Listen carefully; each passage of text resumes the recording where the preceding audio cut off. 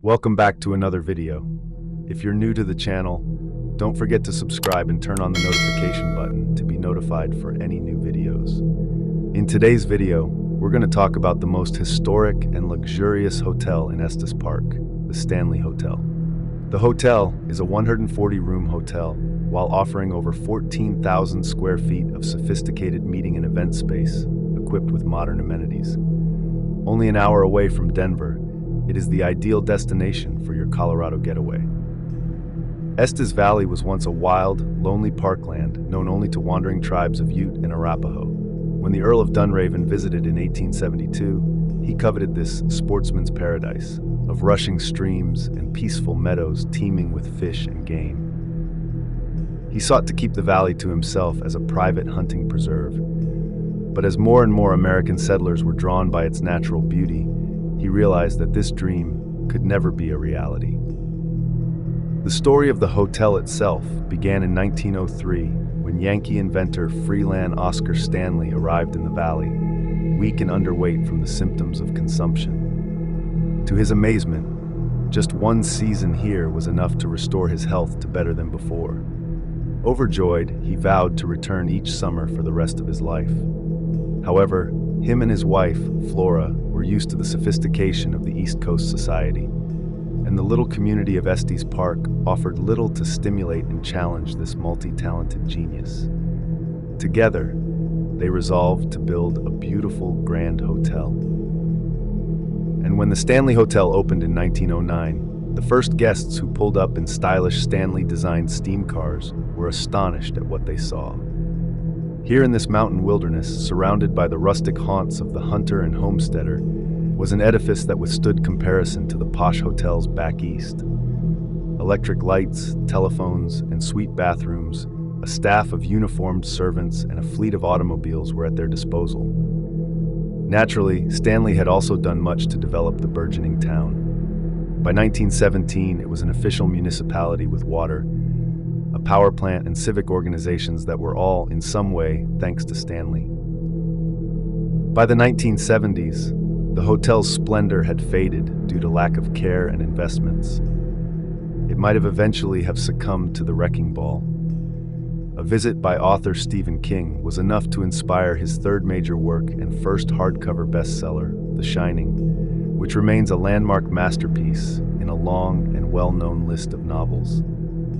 The hotel stands today as a beautifully restored testament to its glory days, when it served as a holiday retreat for wealthy urbanites. A range of tours highlights the history of this magnificent historical structure, while a tempting menu of amenities, culinary experiences, and lavish spa treatments provides all the comfort and glamour required by even the most discerning modern visitors. Regardless of whether or not you believe in ghosts, you can't deny the Stanley Hotel's ability for inspiring fear and intrigue.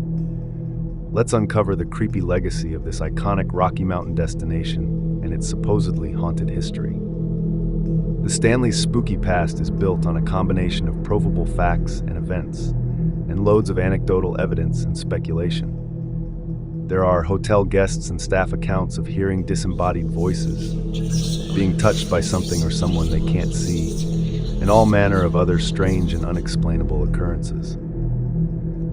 In the 1970s, author Stephen King was working on The Stand and living in Boulder, Colorado. One weekend, him and his wife, Tabitha, traveled an hour north to Estes Park for a weekend away from their children. In a recent interview, King explained that the Stanley Hotel was open on its last day for the season when him and Tabitha arrived looking for accommodations. They would be the only guests in the large hotel that night, and King recalled hearing the wind whistling outside the room. After a night at the restaurant and bar, the couple retired to room 217. In a lucid nightmare, the author dreamed of a coiled fire hose coming to life and chasing his screaming son as he ran down the halls of the hotel. After waking in a panic, King lit a cigarette and stared out the window. By the time he had finished the cigarette and gone back to bed, the rough outline of The Shining was fully formed in his mind.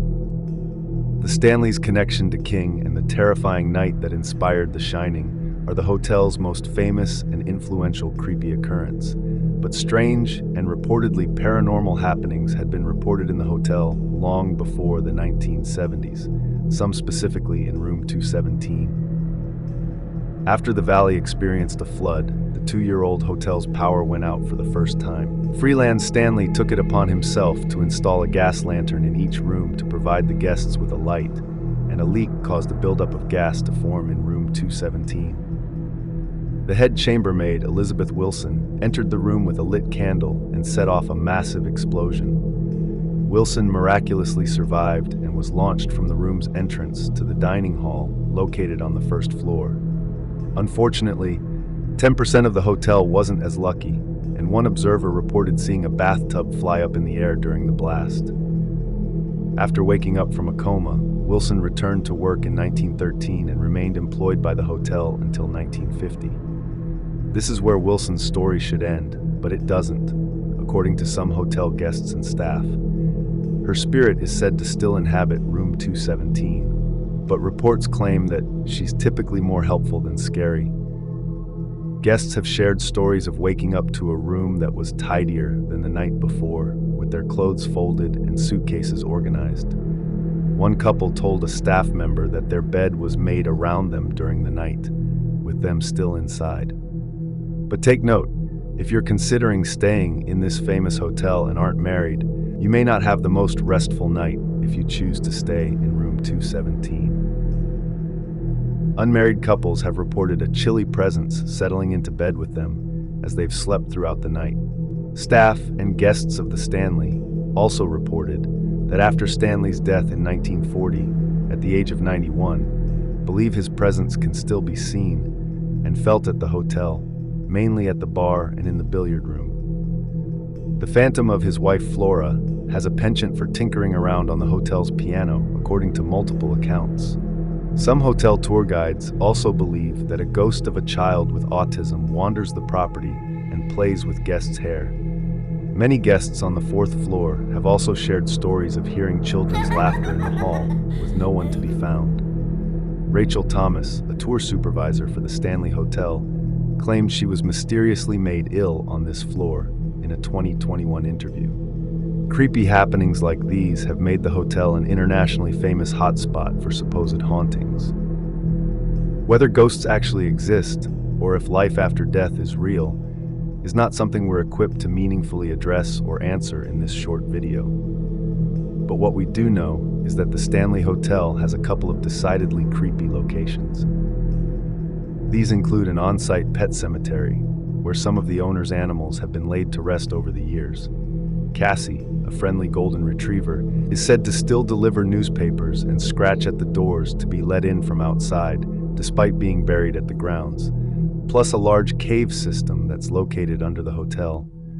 I guess you're wondering, why would a hotel need a network of caves? Well, the reason is that in the early days of the Stanley, it was seen as unprofessional for the staff to be seen by guests, so employees used the underground pathways to travel between rooms and the hotel's bar, restaurant, and laundry facilities. There's also many staff members who have reported a ghost of a pastry chef who is said to haunt the cave tunnels, as evidenced by the alluring and inexplicable scent of baked goods that are frequently reported there. Room 401 is, according to some, the creepiest room in the hotel, and is thought to be haunted by an unfriendly male ghost, by some accounts. Women have claimed that they were inappropriately touched by an unknown presence while standing in the room's closet. One man claims he witnessed his wedding ring inexplicably move from the bathroom counter and fall down the drain of the sink in the bathroom. Down the hall in room 407, multiple guests have reported the odd experience of being tucked into bed by some invisible force, while others have felt someone sit on the foot of the bed only to find nothing but an indentation on the covers when they switched on the light. There are also reports that in room 428, they have seen the vision of a cowboy looming over the bed as they slept or standing in the corner. There aren't any rooms above this floor.